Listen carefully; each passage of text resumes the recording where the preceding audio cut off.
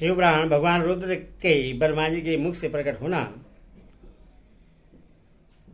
शिवपुराण भगवान रुद्र के ब्रह्मा जी के मुख से प्रकट होने का रहस्य, रुद्र के महामहिम स्वरूप का वर्णन, उनके द्वारा रुद्र गणों की सृष्टि तथा ब्रह्मा जी के रोकने से उनका सृष्टि से विरत होना। ऋषि बोले, प्रभु आपके चतुर्मुख ब्रह्मा के मुख से परमात्मा रुद्रदेव की सृष्टि बताई है। इस विषय में हमको श्रेयस होता है, जो प्रलय काल में कुपित होकर ब्रह्मा विष्णु और अग्नि सहित समस्त लोक का संहार कर डालते हैं, जिन्हें ब्रह्मा और विष्णु भय से प्रणाम करते हैं। जिन लोग संहारकारी महेश्वर के बस में वे दोनों सदा ही रहते हैं। फिर महादेव जी ने पूर्व काल में ब्रह्मा और विष्णु को अपने शरीर से प्रकट किया था, जो प्रभु सदा ही उन दोनों की योग स्वयं का निर्वाह करने वाले हैं। वे आदिदेव पुरातन पुरुष भगवान रुद्र अव्यक्त जन्मा ब्रह्मा के पुत्र कैसे हो गए? तात भगवान ब्रह्मा ने मुनियों से जैसी बात बताई थी वह सब आप ठीक ठीक कहिए। भगवान शिव के उत्तम यश का श्रवण करने के लिए हमारे हृदय में बड़ी श्रद्धा है। वायु देवता ने कहा, ब्राह्मणों तुम सब लोग जिज्ञासा में कुशल हो, अतः तुमने यह बहुत ही उचित प्रश्न किया है। मैंने भी पूर्व काल में पितामह ब्रह्मा जी के समक्ष यही प्रश्न रखा था। उसके उत्तर में पितामह ने मुझसे जो कुछ कहा था वही मैं तुम्हें बताऊंगा। जैसे रुद्रदेव उत्पन्न हुए और फिर जिस प्रकार ब्रह्मा और विष्णु की परस्पर उत्पत्ति हुई, वह सब विषय सुना रहा हूँ। ब्रह्मा विष्णु और रुद्र तीनों ही कारणात्मा हैं। वे कर्म सचराचर जगत की सृष्टि पालन और संहार के हेतु हैं और साक्षात महेश्वर से प्रकट हुए हैं।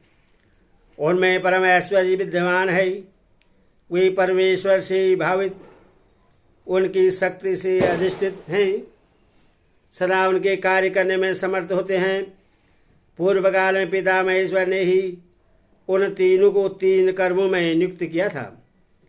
ब्रह्मा की सृष्टि कार्य में, विष्णु की रक्षा कार्य में तथा रुद्र की संहार कार्य में नियुक्ति हुई थी।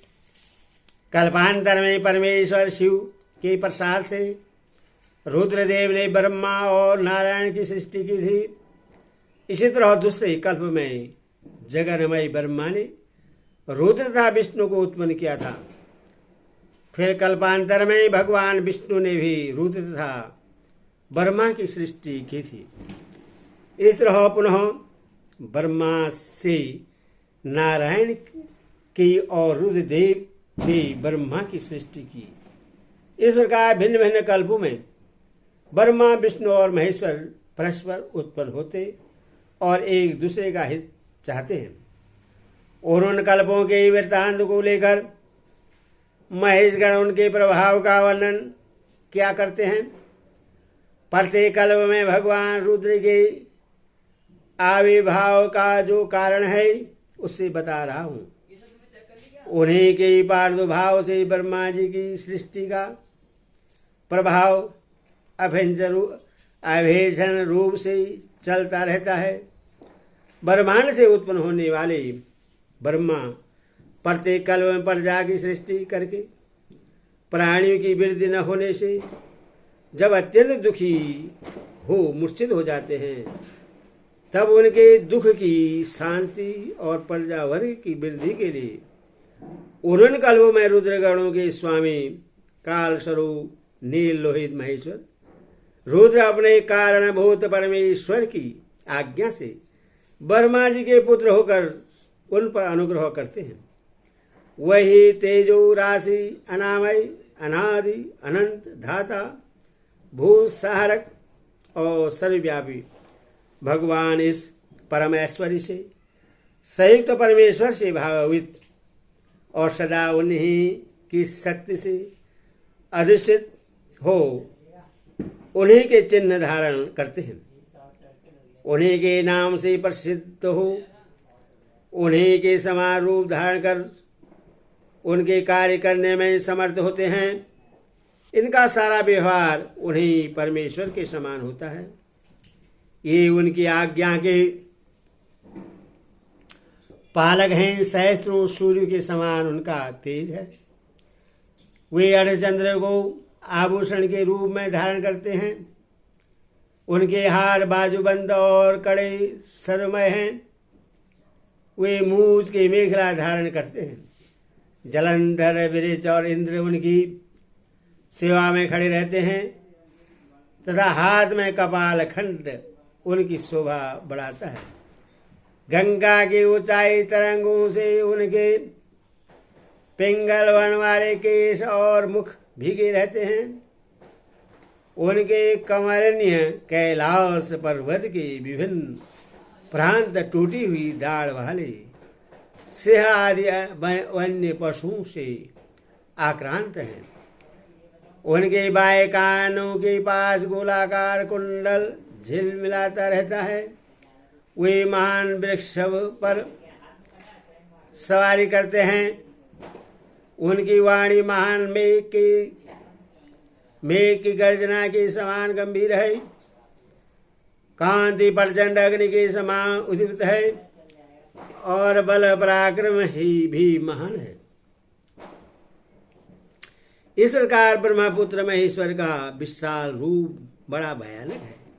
वे ब्रह्मा जी को विज्ञान देकर शिष्ट कार्य में उनकी सहायता करते हैं।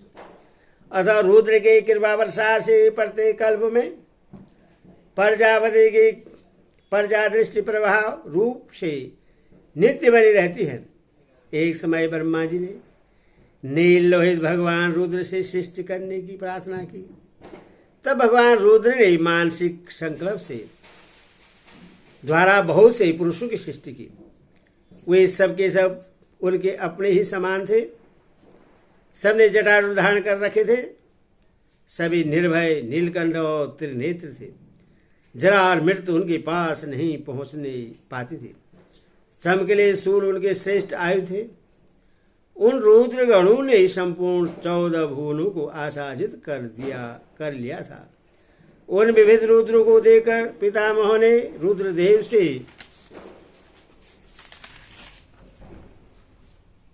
कहा, देवेश्वर आपको नमस्कार है। आप ऐसी प्रजाओं की सृष्टि न कीजिए, आपका कल्याण हो। अब दूसरी प्रजाओं की सृष्टि कीजिए, ये मरण धर्म वाली हों। ब्रह्मा जी के ऐसा कहने पर महेश्वर रुद्र उनसे हंसते हुए बोले, मेरी सृष्टि वैसी नहीं होगी। अशुभ प्रजाओं की सृष्टि तुम्हें करो। ब्रह्मा जी से ऐसा कहकर संपूर्ण भूतों के स्वामी भगवान रुद्रगणों के साथ प्रजा की सृष्टि के कार्य से निवृत्त हो गए।